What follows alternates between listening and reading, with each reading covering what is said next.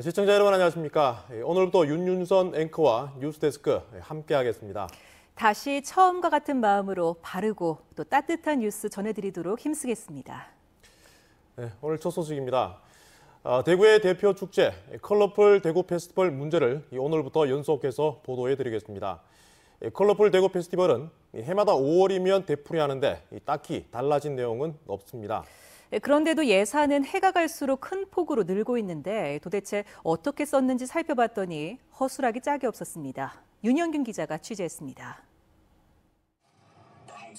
올해 대구시가 컬러풀 대구 페스티벌에 쓴 돈은 20억 원입니다. 이틀 열리니 하루에 10억 원을 쓴 셈인데 38일간 이어진 대구 국제 오페라 축제, 18일 동안 열린 대구 국제 뮤지컬 페스티벌과 예산이 거의 같습니다. 성격이 비슷한 다른 축제들과 비교해봤습니다. 수성못 주변에서 사흘간 열린 수성 페스티벌은 4억 6천만 원, 우리나라 대표적인 거리 퍼레이드 축제인 광주 충장로 축제와 천안 흥타령 춤축제 역시 기간은 더 길면서도 예산은 절반에서 5분의 1 수준입니다. 지난 2015년 9억 원이던 컬러풀 대구 축제 예산은 거리 행진이 도입된 2016년 12억 8천만 원으로 늘어난 뒤 올해는 20억 원으로 뛰었습니다. 4년 만에 2배 이상 늘어난 겁니다. 하지만 최근 3년간 장소와 프로그램은 물론 주제조차 달라지지 않았습니다. 매년 같은 축제가 반복된다는 것은 축제의 독창성, 다양성, 창의성 부분에서 아쉬운 점이 아닐 수 없습니다. 문제는 이런 예산조차 허술하게 사용됐다는 점입니다. 올해 축제 둘째 날인 6일에는 비가 내리면서 행사 대부분이 취소됐지만 대행사에는 돈이 모두 지급됐습니다. 대행사와의 용역 계약 금액은 이틀간 10억 6천만 원. 계약서에는 천재지변으로 행사를 취소하면 실비 정산한다고 나와 있지만 전체 행사 예산의 절반이 넘는 돈을 그대로 줬습니다. 앞으로는 행사 취소 시에는 계약금 등 일부 비용만을 지급하는 방안을 법률적 검토를 거쳐 마련하도록 하겠습니다. 행사 취소가 결정된 5월 6일 오후 2시의 강우량은 0.1mm. 비옷이나 비가림 시설 같은 비가 올 때의 계획을 제대로 준비하지 않다 보니 단 0.1mm의 비에 행사가 취소되면서 10억 원을 고스란히 날린 셈이 됐습니다. MBC 뉴스 윤영균입니다. 오늘 국미보를 시작으로 낙동강보 개방을 확대하려던 정부 계획에 차질이 생겼습니다. 지역 주민과 농민단체가 반대했기 때문인데요. 양관희 기자가 쟁점을 정리했습니다. 낙동강 구미보는 2012년 완공 이후 한 번도 개방이 안 됐습니다. 비가 많이 왔을 때 숨은 몇 개를 조금 열었을 뿐 관리 수위인 32.5m를 6년째 유지하고 있습니다. 인근 논밭에 물을 대는 양수 제약 수위에 차질이 생길 수 있어 그동안 보개방이 미뤄져 왔습니다. 환경부는 오늘 구미보를 시작으로 이보다 상류에 있는 낙담보까지 처음으로 보수문을 완전히 개방할 예정이었습니다. 보 확대 개방에 따른 수질과 지하수 등의 변화를 확인하기 위해서입니다. 그러나 차질이 생겼습니다. 일부 농민단체의 반대가 거세 보 개방이 취소됐습니다.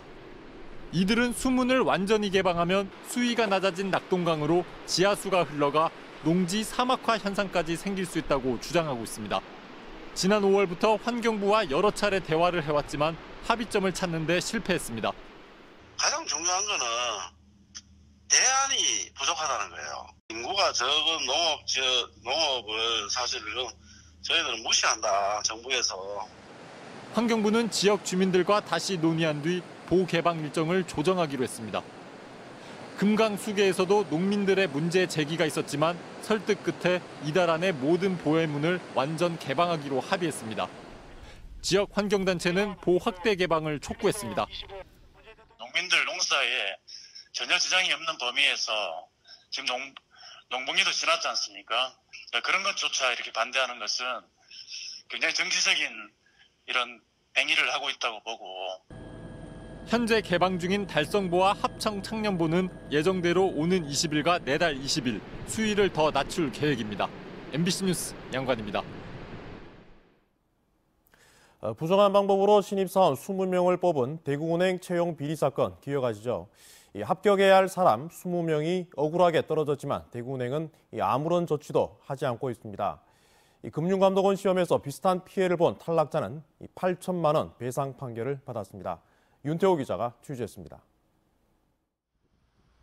2015년 금융감독원 신입직원 공채에서 떨어진 A씨는 가장 높은 점수를 받고도 탈락한 사실을 뒤늦게 알았습니다. A씨는 금융감독원을 상대로 손해배상 소송을 제기했습니다. 서울 남부지법 민사합의 12부는 금융감독원이 A씨에게 8천만 원을 지급하라고 판결했습니다. 금감원이 예정에 없던 평판조회라는 절차를 만들어 2차 면접에서 최고 점수를 받은 A씨를 탈락시킨 것은 부당하다고 봤습니다. 대구은행은 금융감독원보다 채용 비리 규모가 더 큽니다. 청탁을 받고 점수를 조작해 20명을 뽑았습니다.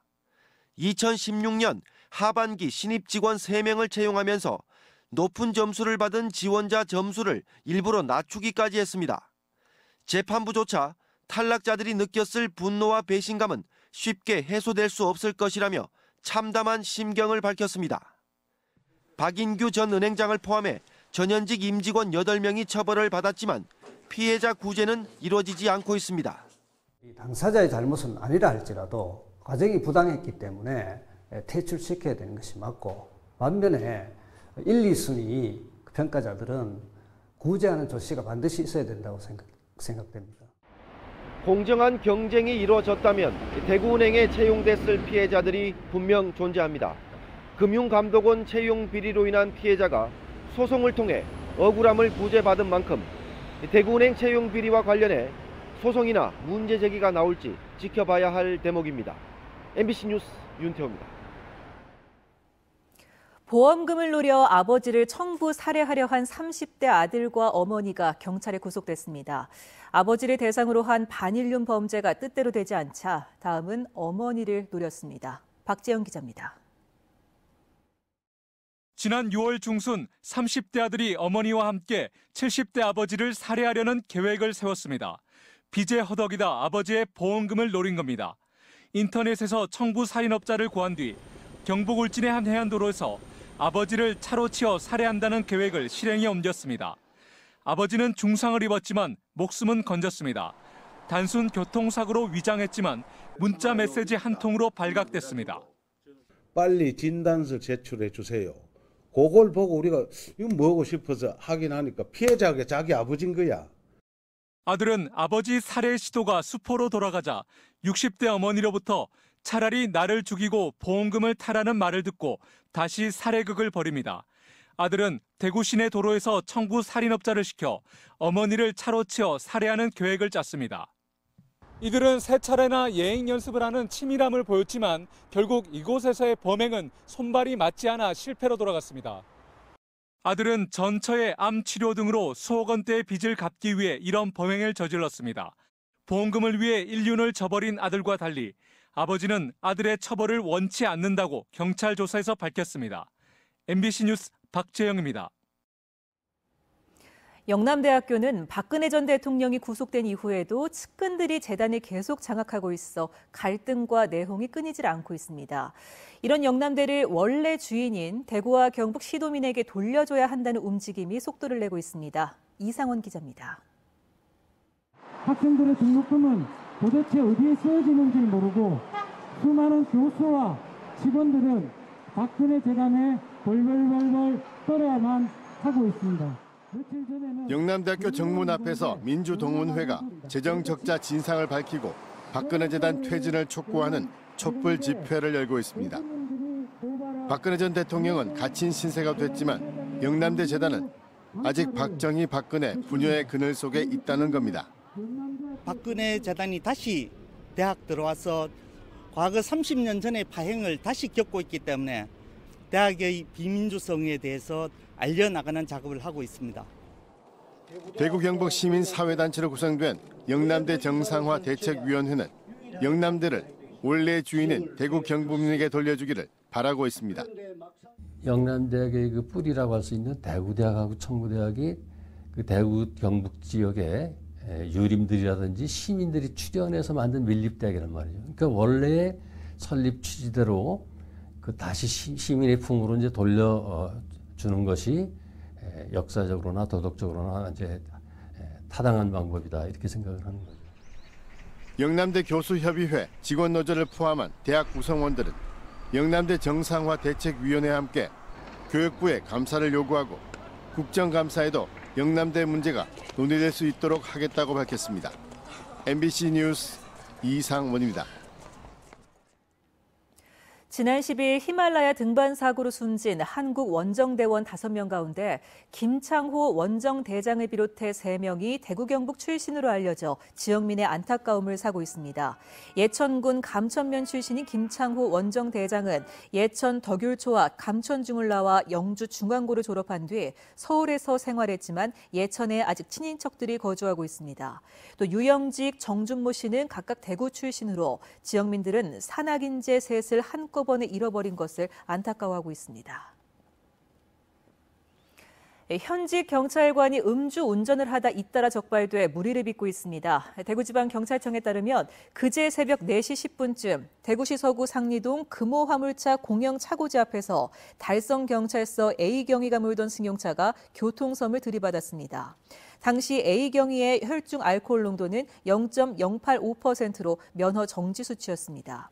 이보다 앞서 새벽 1시 10분쯤에는 경산시 얌양농협 내거리에서 대구 동부경찰서 B경위가 혈중 알코올 농도 0.109% 만취 상태로 음주운전을 하다 단속에 적발됐습니다. 경상북도에서 야생 진드기에 물려 사망하는 사례가 잇따르고 있습니다. 경상북도는 상주시 84살 윤모 씨가 야생 진드기로 인한 중증 열성 혈소판 감소 증후군에 감염돼 치료를 받다가 지난 13일 사망했다고 밝혔습니다. 윤 씨는 지난달 22일 상주시 만산동의 야산에서 버섯을 채취한 뒤 몸살과 발열 등의 증상을 보였습니다. 올 들어 경북에서 중증 열성 혈소판 감소 증후군에 감염돼 사망한 사람은 5명입니다. 부동산 거래를 하면서 실거래가를 위반한 사례가 경북에서는 경산이 가장 많았습니다. 국토교통위원회 박재호 의원이 발표한 부동산 실거래가 위반 현황 자료에 따르면 지난 2016년부터 지난해 8월까지 경산에서 251건이 적발돼 경북의 23개 시군 가운데 가장 많았습니다. 경주시가 125건, 구미시 106건 순이었습니다. 올해 상반기 부동산 실거래가 위반으로 경북에서 적발된 사례는 모두 408건으로 지난해 전체 적발 건수 321건을 넘어섰고 2016년보다 2.6배 늘었습니다. 최근 가동을 중단한 월성 1호기 논란과 관련해 정재훈 한수원 사장이 입장을 밝혔습니다. 정재훈 한수원 사장은 지난 12일 국감장에서 월성 1호기 가동 중단과 관련한 윤상직 자유한국당 의원의 질의에 대해 경제성 판단도 있었지만 원자력안전법 개정에 따라 추가 투자가 필요한 부분이 있다고 밝혔습니다.